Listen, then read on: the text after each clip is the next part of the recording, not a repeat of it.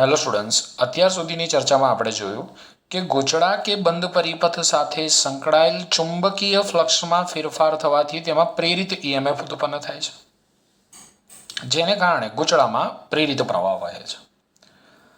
પરંતુ જ્યારે કોઈ ગતિને કારણે ગૂંચળા સાથે સંકળાયેલ ચુંબકીય ફ્લક્સમાં ફેરફાર થવાથી પ્રેરિત ઈએમએફ ઉત્પન્ન થાય ને, તો તેવા ઈએમએફને આપણે ગતિકીય ઈએમએફ કહીએ છીએ. તો આજના લેક્ચરમાં આપણે ગતિકીય ઈએમએફ એટલે કે ગતિકીય વિદ્યુત ચાલક બળ વિશે વાત કરીશું, જેને આપણે અંગ્રેજીમાં મોશનલ ઇલેક્ટ્રોમોટિવ ફોર્સ તરીકે ઓળખવામાં આવે છે. આ ક્વેશ્ચન અને આ ટોપિક ખૂબ જ અગત્યનો આ ચેપ્ટર માટે. તો સૌથી પહેલાં તો આપણે વાત કરીએ કે ગતિકીય ઈએમએફ કોને કહેવામાં આવે, એની વ્યાખ્યા જોઈએ. તો જ્યારે કોઈ ગતિને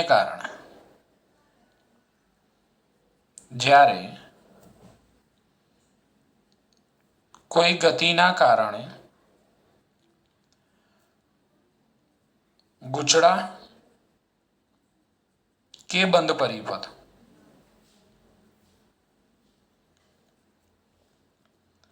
સાથે સંકળાયેલ ચુંબકીય ફ્લક્સમાં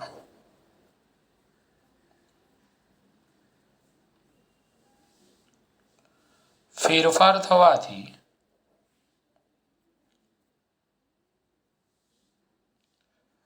પ્રેરિત ઈએમએફ ઉત્પન્ન થાય છે,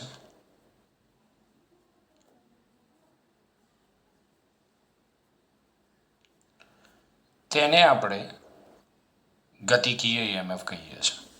ઓકે, ફરી એકવાર જો, જ્યારે કોઈ ગતિના કારણે ગૂંચળા કે બંધ પરિપથ સાથે સંકળાયેલ ચુંબકીય ફ્લક્સમાં ફેરફાર થવાથી પ્રેરિત ઈએમએફ ઉત્પન્ન થાય છે, તેને આપણે ગતિકીય ઈએમએફ કહીએ છીએ.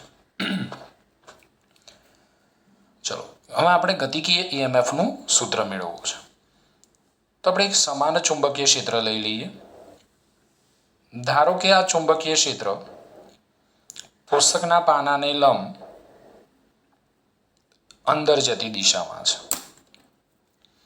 યસ. અને આ ચુંબકીય ક્ષેત્રને આપણે શેના વડે દર્શાવેલું છે? ચોકડી વડે દર્શાવેલું છે. ચોકડી એટલે અહીંયા ચુંબકીય ક્ષેત્ર પુસ્તકના પાનાને લંબ અંદર જતી દિશામાં છે. હવે આ ચુંબકીય ક્ષેત્રમાં એક યુ આકારના વાહક તારને એવી રીતે મૂકવામાં આવે છે કે જેથી આ વાહકથી બનતું સમતલ ચુંબકીય ક્ષેત્રને લંબરૂપે હોય. ઓકે, તો આ જ આપણો પહેલો મુદ્દો થશે કે આકૃતિમાં દર્શાવ્યા મુજબ યુ આકારના વાહક તારને સમાન ચુંબકીય ક્ષેત્ર બેમાં એવી રીતે મૂકવામાં આવે છે કે જેથી વાહકથી બનતું સમતલ ચુંબકીય ક્ષેત્રને લંબરૂપે રહે.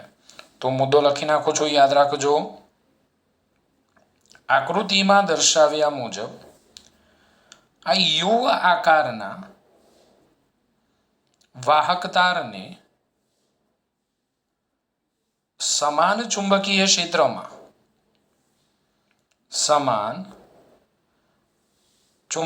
ક્ષેત્રમાં એવી રીતે મૂકવામાં આવે છે કે જેથી વાહકથી બનતું સમતલ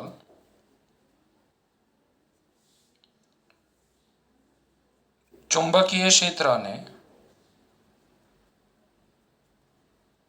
લંબરૂપે રહે. ઓકે, મેં મુદ્દો લખ્યો ત્યાં સુધીમાં આપણને યાદ રહી જવો જોઈએ. હવે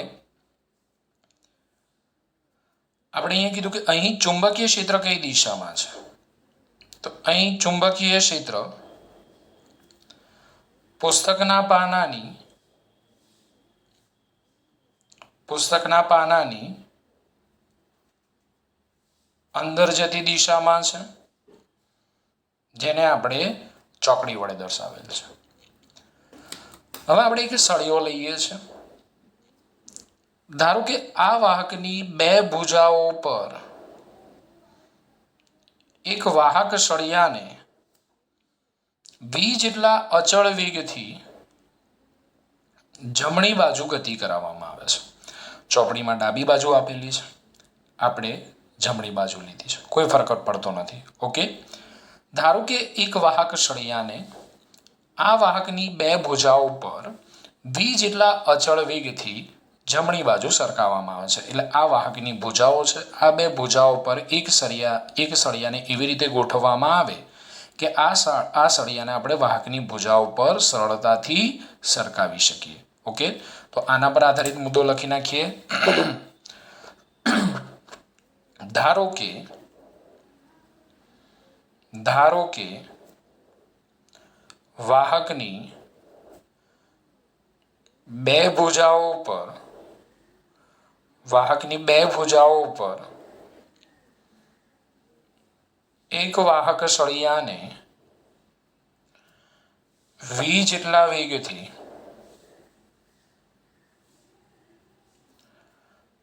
જમણી બાજુ સરકાવવામાં આવે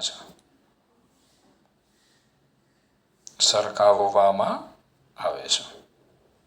ચલો, આટલા મુદ્દા યાદ રાખી લો. સૌથી પહેલા કે યુ આકારના વાહક તારને સમાન ચુંબકીય ક્ષેત્રમાં એવી રીતે મૂકવામાં આવે જેથી આ વાહકથી બનતું સમતલ ચુંબકીય ક્ષેત્રના લંબરૂપે હોય. અહીં ચુંબકીય ક્ષેત્ર પુસ્તકના પાનાને લંબ અંદર જતી દિશામાં છે. ધારો કે આ વાહકની બે ભુજાઓ પર એક વાહક સળિયાને v જેટલા અચળ વેગથી જમણી બાજુ સરકાવવામાં આવે છે.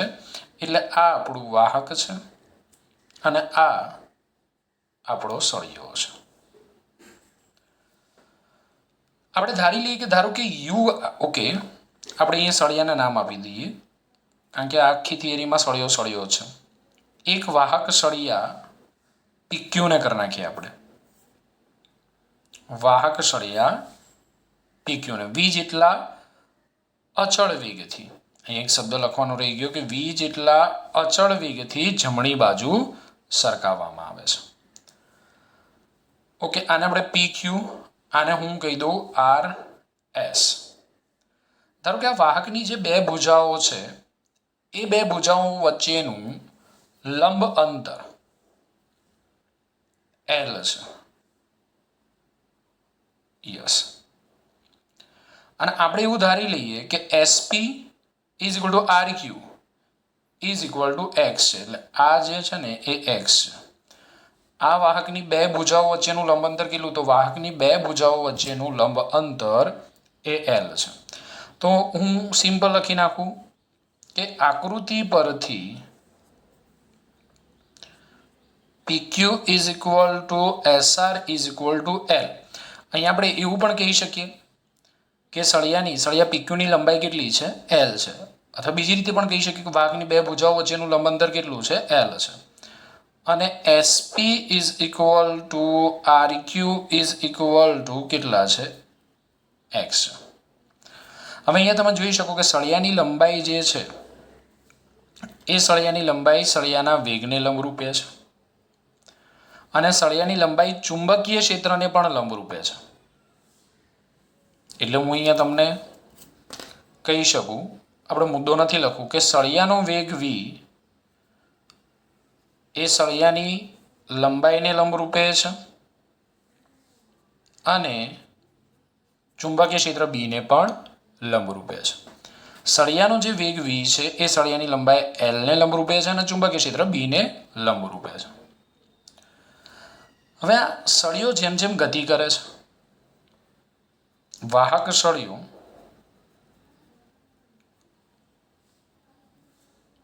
PQ જેમ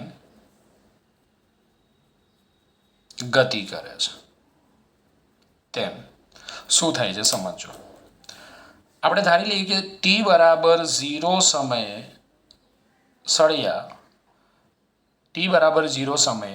સળિયાની સ્થિતિ PQ છે. હવે જેમ જેમ સળિયો ગતિ કરશે એટલે T1 સમયે સળિયો અહીંયા આવશે, T2 સમયે સળિયો અહીંયા આવશે, T3 સમયે સળિયો અહીંયા આવશે. એમ તમે અહીંયા જોઈ શકો છો કે PQRS, ધારો કે સળિયાની અંતિમ સ્થિતિ અહીંયા આપણે વિચારીએ તો PQRS વડે ઘેરાતું ક્ષેત્રફળ બદલાય છે. હવે ક્ષેત્રફળ વધતું જાય એમ આ બંધ પરિપથ સાથે સંકળાયેલ ચુંબકીય ક્ષેત્ર રેખાઓની સંખ્યા વધતી જાય. આથી આ બંધ પરિપથ સાથે સંકળાયેલ ફ્લક્સ વધતું જાય અને પરિણામે આ વાહક સળિયા PQના બે છેડા વચ્ચે EMF પ્રેરિત થાય છે, જેને કારણે પરિપથમાં પ્રેરિત પ્રવાહ વહે છે. સમજો અહીંયા શું થાય છે કે જેમ જેમ સળિયો PQ ગતિ કરે છે તેમ બંધ પરિપથ PQRS નું ક્ષેત્રફળ બદલાય છે. આથી બંધ પરિપથ સાથે સંકળાયેલ ફ્લક્સ બદલાય છે, જેથી વાહક સળિયા PQના બે છેડા વચ્ચે EMF પ્રેરિત થાય છે અને જેને કારણે પરિપથમાં પ્રેરિત પ્રવાહ વહે છે. તો ચાર મુદ્દા યાદ રાખીશું કે વાહક સળિયો PQ જેમ ગતિ કરે છે તેમ બંધ પરિપથ PQRS નું ક્ષેત્રફળ બદલાય છે, અથવા આમ પણ કહી શકાય વડે ઘેરાતું ક્ષેત્રફળ બદલાય છે. સેકન્ડ, બંધ પરિપથ સાથે સંકળાયેલ ફ્લક્સ બદલાય છે. પરિણામે વાહક સળિયા PQના બે છેડા વચ્ચે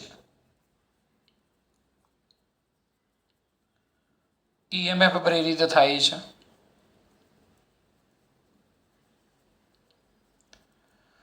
જેના કારણે પરિપથમાં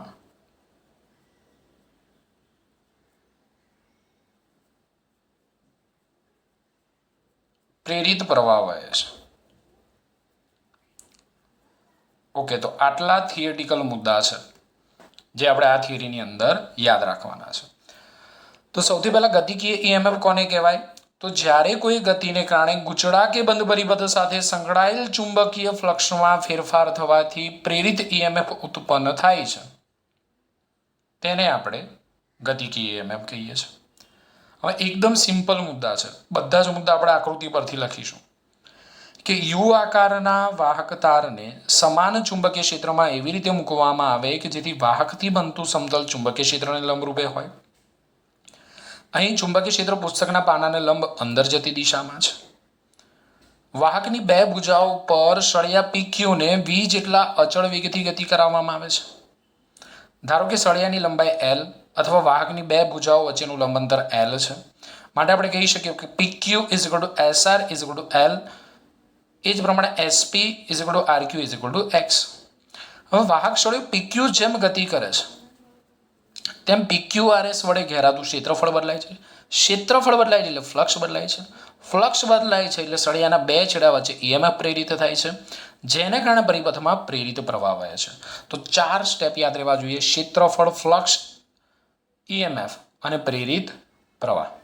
ઓકે, સમજો ક્ષેત્રફળ બદલાય છે એટલે બંધ પરિપથ સાથે સંકળાયેલ ચુંબકીય ક્ષેત્ર રેખાઓની સંખ્યામાં વધારો થાય છે, જેને કારણે ફ્લક્સમાં ફેરફાર થાય છે, જેને કારણે આ સળિયાના બે છેડા વચ્ચે EMF પ્રેરિત થાય છે અને જેને કારણે પરિપથમાં પ્રેરિત પ્રવાહ વહે છે. ઓકે, તો આ ચાર મુદ્દા યાદ રહેશે: ક્ષેત્રફળ બદલાય, ફ્લક્સ બદલાય, સળિયાના બે છેડા વચ્ચે EMF પ્રેરિત થાય, જેને કારણે પરિપથમાં પ્રેરિત પ્રવાહ વહે છે.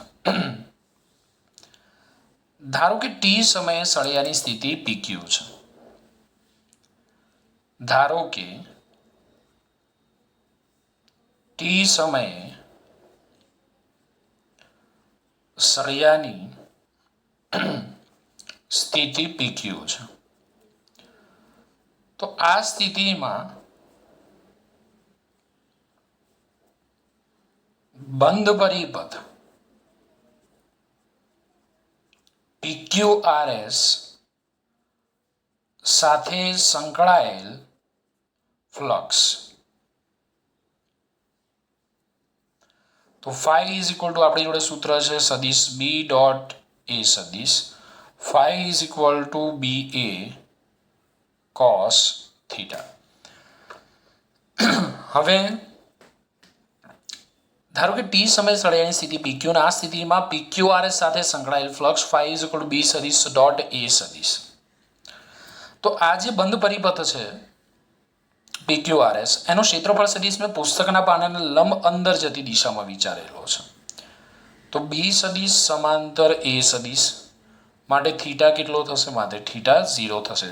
ક્ષેત્રફળ સદિશ પુસ્તકના પાનાને લંબ અંદર જતી દિશામાં છે, ચુંબકીય ક્ષેત્રની દિશામાં છે. તો B એ cos 0.